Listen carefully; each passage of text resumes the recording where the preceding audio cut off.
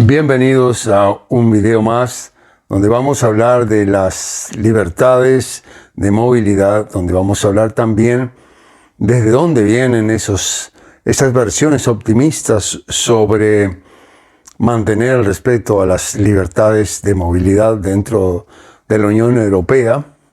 Declaraciones, por supuesto. Luego vamos a ver también qué pasa con el turismo, qué pasa con las medidas adoptadas por los gobiernos, si están en consonancia con esas declaraciones.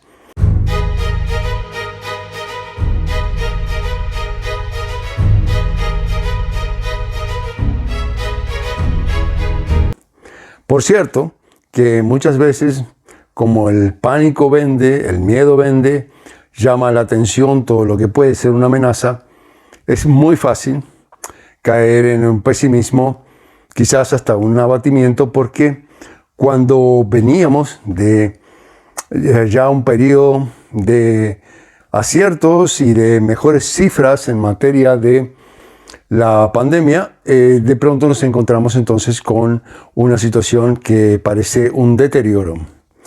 Acentúo la palabra parece porque todavía en los medios científicos y en los informes hay matices y todavía no hay cierta seguridad.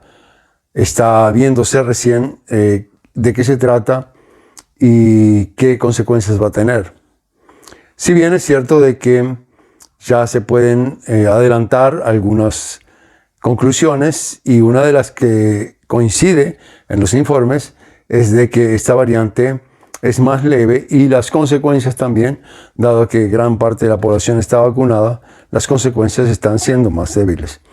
Por otro lado, los contagios es normal, al ser más leve, también coinciden que son más rápidos y más fáciles.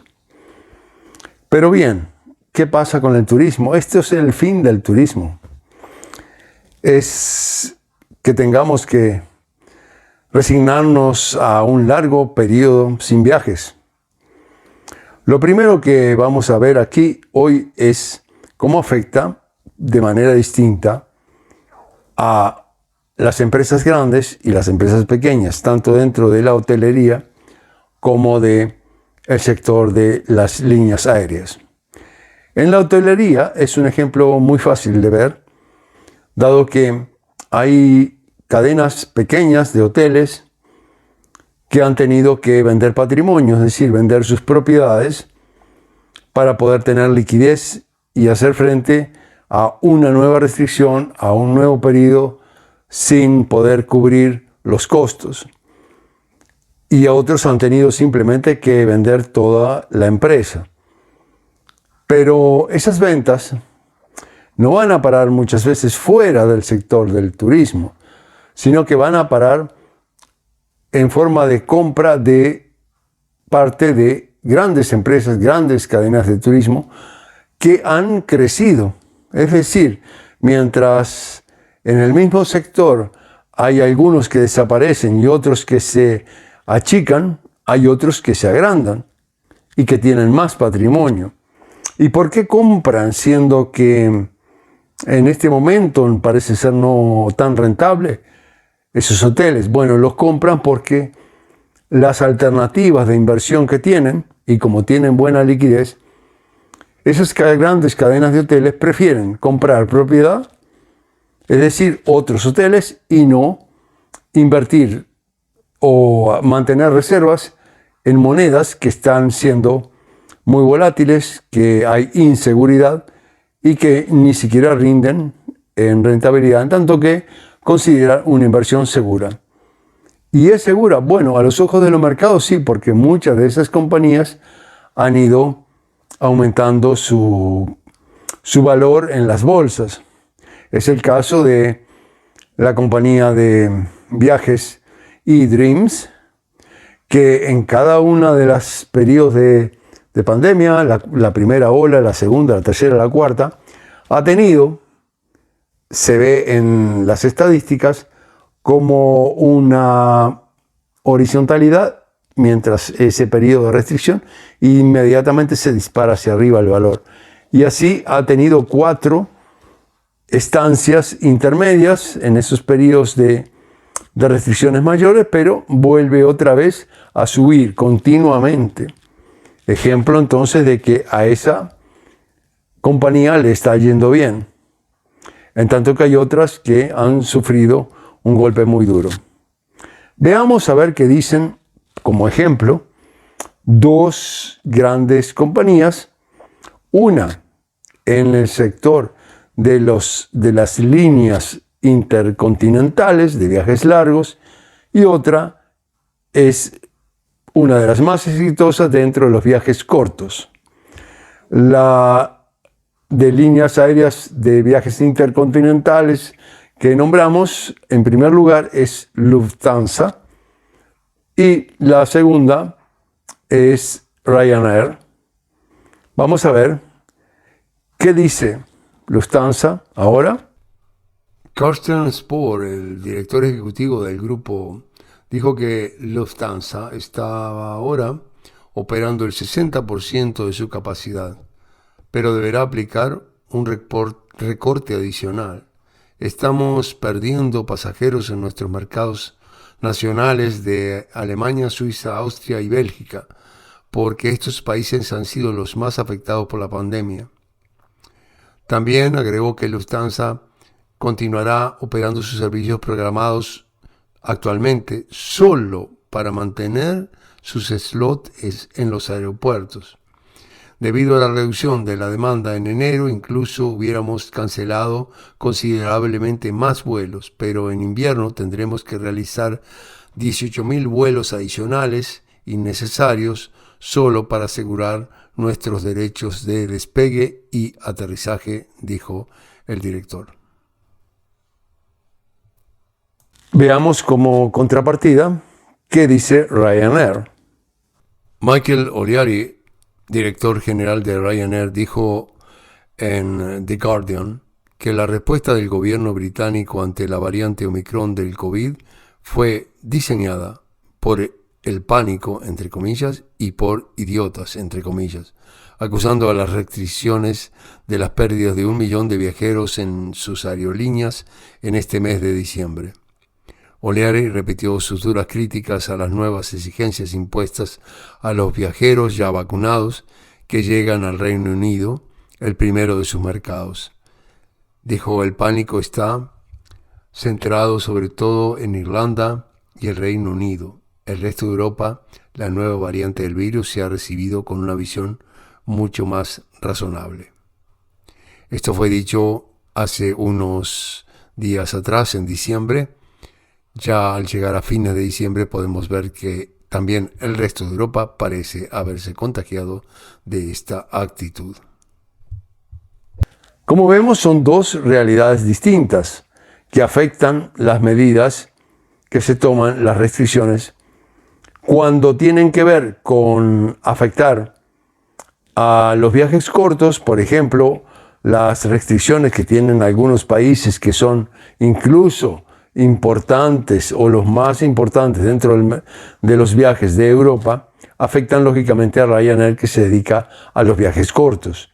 En tanto que otras medidas, como el hecho de que tengan que suspender vuelos, el hecho de que mucho personal esté en este momento enfermo, esto no es una cosa que Ryanair pueda decir se trata de las restricciones de los gobiernos, pero hay otras cosas que sí le afectan, las restricciones de los gobiernos, y por eso también ha hecho valer su punto de vista. En general, tanto grandes como pequeños coinciden en una cosa: las restricciones deben ser efectivas, deben ser racionales desde el punto de vista científico, con apoyo en lo que sabemos, deben ser adecuadas, proporcionales, en el sentido de que toda restricción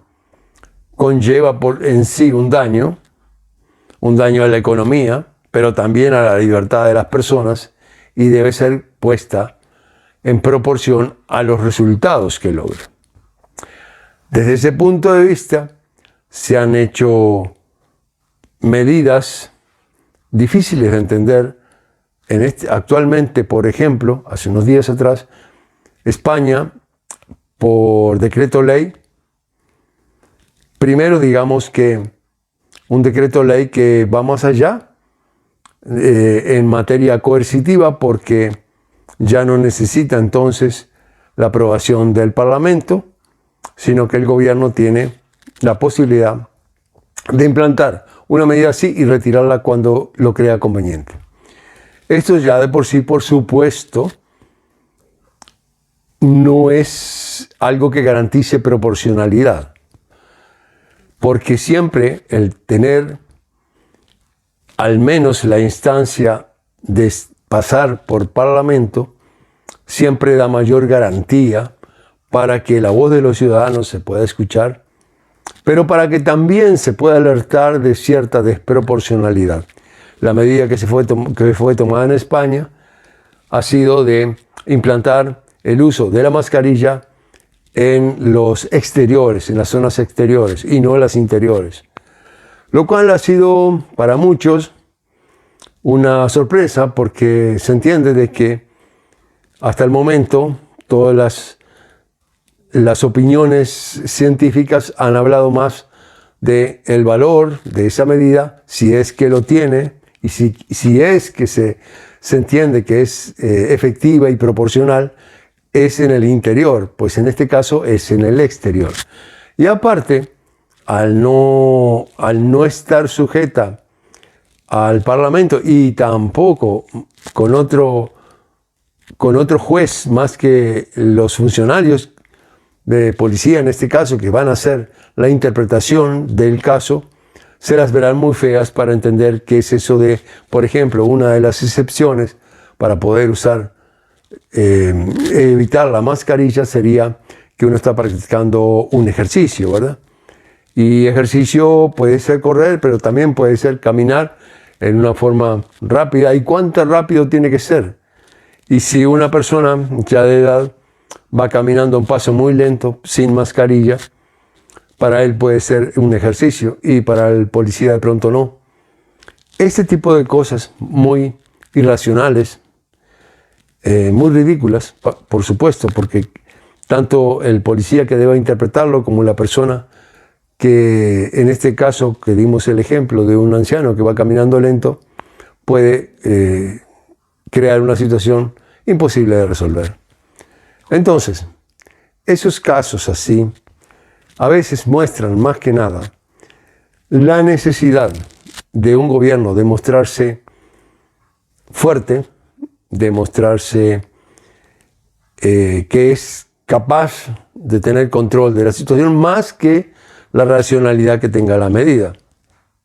Si no es que vamos allá y en realidad están queriendo decir, aquí el que manda soy yo. Aún peor. Peor para todos, porque todo lo que sea restricciones, lógicamente tiene impacto, y tiene impacto también en la economía. Vamos a ver ahora una foto de un gráfico de Economist. Hoy en día ha publicado los países que mejor performance han tenido económica en relación al Producto Interno Bruto, cómo han podido recuperarse y cómo han llevado adelante la economía durante la época de la pandemia. En primer lugar tenemos a Dinamarca, en segundo el país del cual estamos haciendo el vídeo, que es Suecia, y luego, bueno, Estados Unidos también, por supuesto, y adivinen quién está en último lugar, por supuesto, España. No, por supuesto, en el sentido de una actitud negativa hacia un país que lo queremos mucho, pero sí a una actitud de gobernantes que ha sido muy soberbia y muy de mucho ruido y pocas nueces. Esto de la mascarilla es un claro ejemplo de mucho ruido y pocas nueces. Suecia, que no ha usado nunca la mascarilla obligatoria, ha insistido que no hay cosa mejor que el distanciamiento. Por supuesto que la población se ha compenetrado con eso también, pero ¿por qué se compenetra? Porque cuando la gente entiende que hay racionalidad, que hay proporcionalidad y que algo realmente no cuesta mucho, no impacta en la economía, entonces puedes ganarle la mente a la gente y también ganarle el corazón. Y terminan manteniendo la distancia de una manera ejemplar. En tanto que, si creas desconfianza, con irracionalidad, con desproporciones y con cambios abruptos que ni siquiera el fundamento, la narrativa con la cual quieren llegar a la población parece ser muy poco comprensible, y entonces, ¿qué queda? Bueno, la coerción. Y con coerción se puede lograr que la gente adecue su conducta, pero no que comprenda más. Y en la mayoría de los casos tampoco que acepte más. Por lo tanto, si bien a estas economías la propia economía le pasa facturas, esperemos que también a esos gobernantes irracionales, desproporcionados, la población le pase seguramente factura. Y es lo que estamos viendo en muchos países europeos, donde ya se anticipan elecciones, donde se dan elecciones regionales y generales, y las sorpresas están siendo grandes también. Es el momento de la población también de hacer que esas alocuciones de parte de la Unión Europea sobre la libertad, la importancia de la movilidad y la necesidad de proporcionalidad se lleven a la práctica en realidad, no a nivel ya de la Unión, sino a nivel concreto de cada país. Esa es la esperanza. Podemos decir también de que las esperanzadoras primeras informaciones que hay de los científicos contrastan un poco en esta variante última Omicron con a veces esas noticias de los periódicos de cifras altísimas, de reacciones, de restricciones muy fuertes, pero es que en realidad la ciencia todavía está cautelosa, pero lo que sabemos no es tan así. Como decíamos al principio, es fácil caer en un cierto pesimismo. Nuestro canal está justamente para tratar de buscar los matices, para tratar de buscar una visión que realmente contemple también la posibilidad de que las cosas sean mejor. Y creo que pronto estarán mejor. Desde el punto de vista de la economía, eso sí no lo puedo asegurar, porque el golpe ha sido muy duro y porque afecta de manera muy diferente unos y otros países, y porque también estamos en un proceso de dinámica mundial donde puede haber ajustes muy impactantes, no ya para los más rezagados en el Producto Interno Bruto, sino para todos. Eso es lo que seguiremos analizando muy de cerca, tratando de combinar esta visión de la libertad de movimiento, los viajes, el turismo y la economía en general. Tengan ustedes un bienvenido saludo luego de un periodo de pausa necesario, pero les comunico que la alegría es poder haber resuelto grandes cosas que el canal se va a beneficiar, y ya la próxima tendrán una novedad muy agradable sobre la comunidad en YouTube. Nos vemos entonces en el próximo video, deseándoles que tengan un feliz año nuevo, si no nos vemos antes, si no tenemos contacto antes. Y no olviden que si les gustó, siempre pongan un me gusta porque ayuda mucho recomienden este canal a otros. Y si es la primera vez que me ves y no estás suscrito, por favor, suscríbete. Ahora sí, mi nombre es Edgar Dawson, desde Estocolmo, Suecia, con una gran emoción de estar nuevamente con ustedes y nos vemos, espero yo, muy pronto.